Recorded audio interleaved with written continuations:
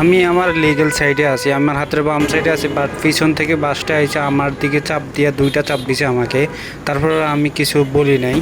আর আমার হাতের বাম দিকে যে আপুটা আছে তাকেও চাপ দিই।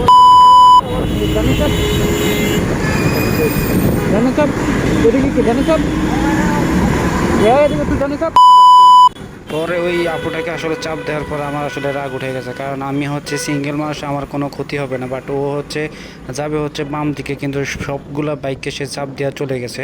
তারপর হচ্ছে আমি কন্ট্রাক্টরকে আসলে অনেকগুলো আসলে কথা বলার পর সে আসলে ডান দিক দিয়ে তারপর হচ্ছে সে নিজে বামে চাপ দিয়ে সে লেনতে চলে গেছে। হ্যালো এভরিওয়ান, আসসালামু আলাইকুম, welcome to my YouTube channel. আশা করি সবাই ভালো আছেন, আমিও আলহামদুলিল্লাহ ভালো আছি। তো আবারও হচ্ছে আজকের ভিডিওটা শুরু করলাম হচ্ছে শাওরা ব্রিজ থেকে। তো শাওরা ব্রিজ থেকে শুরু করার কারণ হচ্ছে আজকে প্রায় অনেক দূর ঘোরা লাগতে পারে, যেহেতু আজকে যাব কারণ বাজার এবং হচ্ছে বসুন্ধরা সিটিতে যাবো। কারণ হচ্ছে একটু কম বেশি একটু শপিং করা লাগবো। তারপরে হচ্ছে আপনার কিছু কেনাকাটা আছে সেগুলো আসলে শেষ করতে হবে, কারণ ইদানিং হচ্ছে অনেক শীত পড়তেছে ঢাকায়। কারণ এই টাইমে হচ্ছে ঢাকাতে তো শীত পড়ে না, কিন্তু এখন এই রানিং মাসের 3-4 দিন ধরে আজকে প্রায় ভালো শীত পড়তেছে। তো জানি না হচ্ছে গ্রাম সাইডের কি অবস্থা। আর এমনিতে হচ্ছে আপনার শহরের কিন্তু এই টাইমে শীত পড়ে না। শহরে শীত পড়তে পড়তে আপনার প্রায় ডিসেম্বর শেষ এইরকম টাইমে হচ্ছে শীত পড়ে। কারণ এখন হচ্ছে এবার মনে হয় আপনার ভালো শীত পড়তে পারে, কারণ শীতের তীব্রতা এবং হচ্ছে অনেক শীত পড়ে। যারা হচ্ছে বিকাল টাইমে বের হন তারা বুঝতে পারবেন।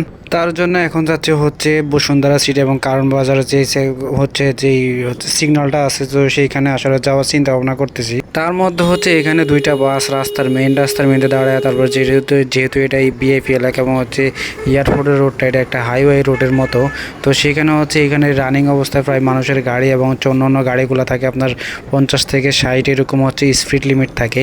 এখানে কোনো লিমিট দেওয়া নাই, আপনি হচ্ছে যেরকমভাবে টানতে পারে। কিন্তু তারা হচ্ছে মাঝ রাস্তায় এই রানিং অবস্থায় তারা হচ্ছে মাঝ রাস্তায় যাত্রী ওঠানামা করে।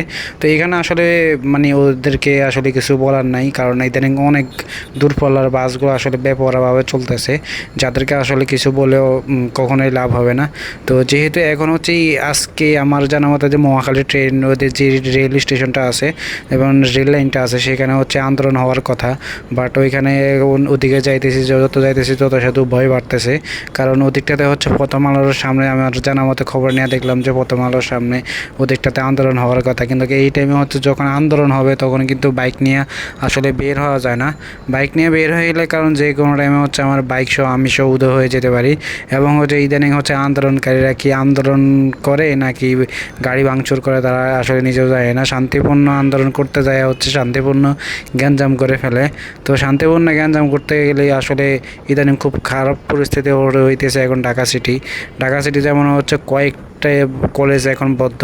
এই গেছে 5-7 দিনে হচ্ছে 8টা কলেজের হচ্ছে আপনার গ্যাঞ্জাম। তারপরে হচ্ছে আবার গেছে কালকে রাতে হচ্ছে আপনার হিন্দুদের নিয়ে গ্যাঞ্জাম।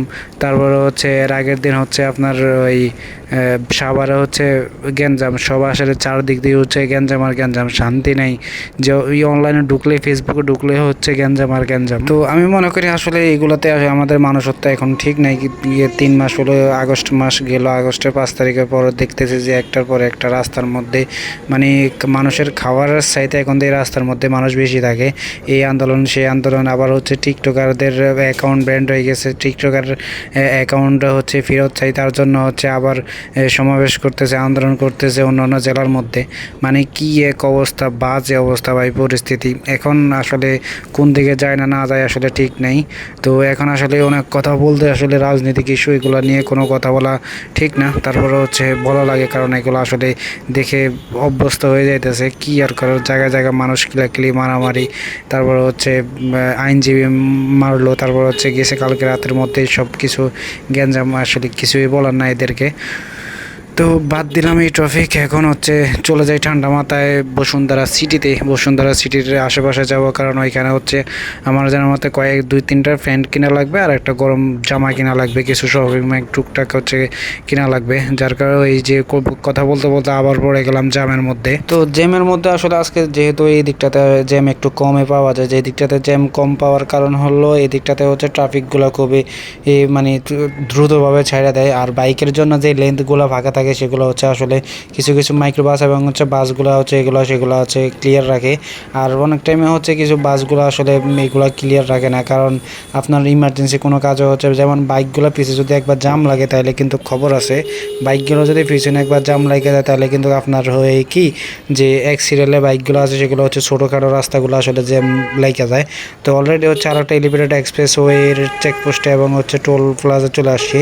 তো যেহেতু এখন পর্যন্ত এলিভেটেড এক্সপ্রেস ওয়ের মধ্যে টোল দেওয়া এবং হচ্ছে বাইক উঠানো নিষেধ, যদিও দুইবার উঠছিলাম আমি লাইফে, ফার্স্ট টাইম শুধু আমি না অনেকজনই উঠছিল। একমাত্র হচ্ছে আন্দোলনের সময় যারা হচ্ছে বাইক নিয়ে উঠছে তারাই একমাত্র উঠছে।